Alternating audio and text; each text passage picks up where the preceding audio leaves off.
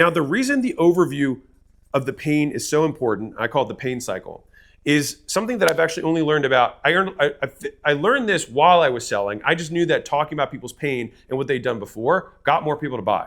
I didn't know why. I just knew that that ended up always being the case. Now, later, I know a little bit more about sales and more just human behavior. And deprivation creates motivation.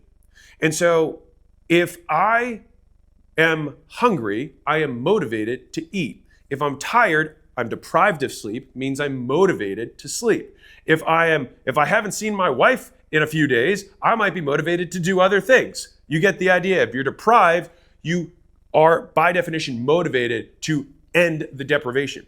And so what we want to do in the sales call is basically expand the deprivation. We want to bring their state of deprivation to top of mind so that in the moment we can increase their deprivation, which then rubber bands back to increasing motivation to solve it. And so if you've probably seen, political polls where they're like, what's the topic of this election? What they do is they specifically choose topics to deprive the population of so that we say this is now more important for us. It's not that education isn't important, but for apparently this election, it's not. No one's talked about education, right? But in different elections, they've been like, this is a big problem. And so then that becomes the thing that everyone talks about. And then that's the main reason people choose the people that they're going to elect. And so this deprivation motivates a change in behavior. And within the context of sales, that means taking the action to move forward in the sales process or taking the action to buy. This is why the pain cycle is so important.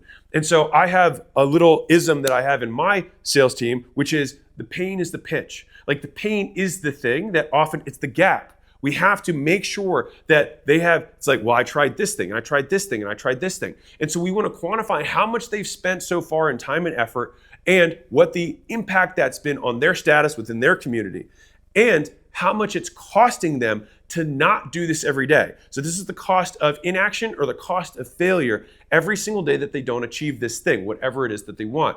And the reason we highlight those pains is because it creates urgency. It creates an increased likelihood that they act.